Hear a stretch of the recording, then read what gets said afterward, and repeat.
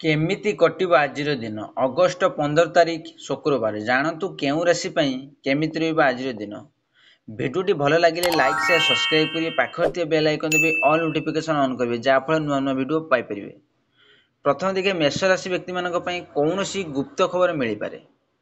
ଅନ୍ୟମାନଙ୍କ ସହ ମତଭେଦ ହେବା ସମ୍ଭାବନା ରହିଛି। ଋଣ ଚିନ୍ତା କମିପାରେ। ପୁରୁଣା କାମ ସଫଳ ହେବ। ସ୍ୱାସ୍ଥ୍ୟ ପ୍ରତି ଠିକ୍ ରହିବ।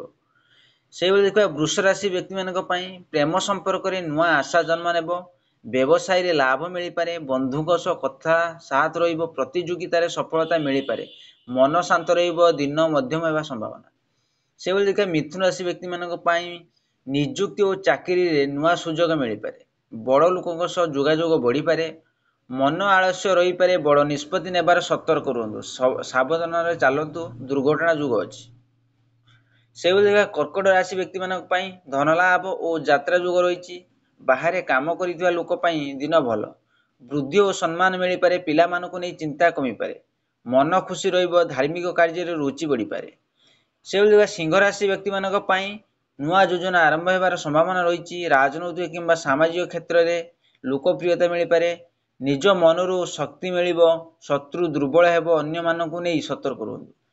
ସେଇଭଳି ଦେଖିବା କନ୍ୟା ରାଶି ବ୍ୟକ୍ତିମାନଙ୍କ ପାଇଁ ଧାର୍ମିକ କାର୍ଯ୍ୟରେ ମନ ଲାଗିବ। ପ୍ରେମ ସମ୍ପର୍କରେ ଭୁଲ ବୁଝାମଣା ହୋଇପାରେ। ଆର୍ଥିକ ଅବସ୍ଥା ସାଧାରଣ ରହିବ। ନିଜ ପାଇଁ ସମୟ ଦିଅନ୍ତୁ। ବୃଦ୍ଧି ପାଇଁ ସହଯୋଗ ମିଳିପାରେ। ସେଇଭଳି ଦେଖିବା ତୁଳା ରାଶି ବ୍ୟକ୍ତିମାନଙ୍କ ପାଇଁ ଅଧିକ ଖର୍ଚ୍ଚ ହେବ। ବୃଦ୍ଧି ଓ ସଫଳତା ମିଳିପାରେ। ନିଜ ଲୋକଙ୍କ ଠାରୁ ସାହାଯ୍ୟ ମିଳିପାରେ। ଅନାବଶ୍ୟକ କଥାରୁ ଦୂରେଇ ରୁହନ୍ତୁ। ସେଇଭଳି ଦେଖିବା ବିଛା ରାଶି ବ୍ୟକ୍ତିମାନଙ୍କ ପାଇଁ ଅନାକ୍ଷେପିତ ଲାଭ ହେବାର ସମ୍ଭାବନା। ଜମି ଘର ନିମନ୍ତେ କିଛି ନିଷ୍ପତ୍ତି ହେବ।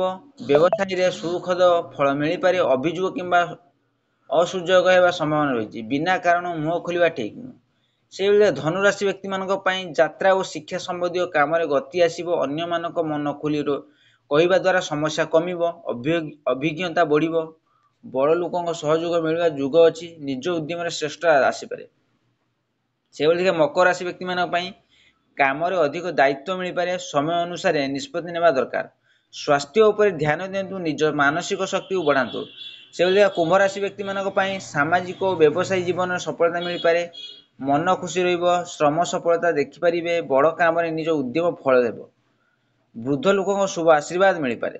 ଶେଷ ଦେଖିବା ମୀନ ରାଶି ବ୍ୟକ୍ତିମାନଙ୍କ ପାଇଁ ଆର୍ଥିକ ଲାଭ ଓ ମାନସିକ ସମାଧାନ ମିଳିପାରେ। ଅନ୍ୟମାନଙ୍କ ସହ ସମ୍ପର୍କ ଭଲ ହେବ। କିଛି ନୂଆ ଶିଖିବା ଯୋଗ ରହିଛି। ଦିନ ଶୁଭ ରହିବ। ଉତ୍ସାହ ଓ ଧୈର୍ଯ୍ୟରେ କାମ କରନ୍ତୁ। ଆଶା କରି ଭିଡ଼ିଓଟି ଭଲ ଲାଗିଲେ ଲାଇକ୍ ସେୟାର ସବସ୍କ୍ରାଇବ୍ କରିବେ, ବେଲ୍ ଆଇକନ୍ ଦେବେ।